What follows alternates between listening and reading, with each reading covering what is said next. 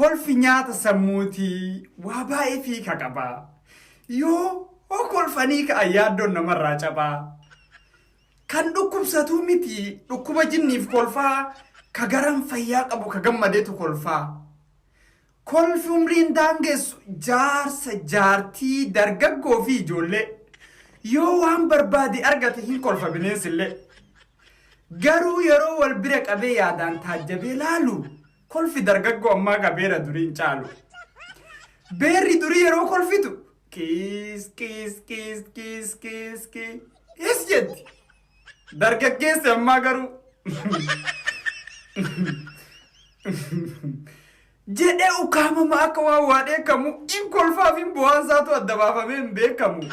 Hidhiin akka wal gadi dhiisuuf humnumaan dirqisiisa. Gaafa akkam kolfe jedhan ilkaan fulduraa kana lama qofa argisiisa.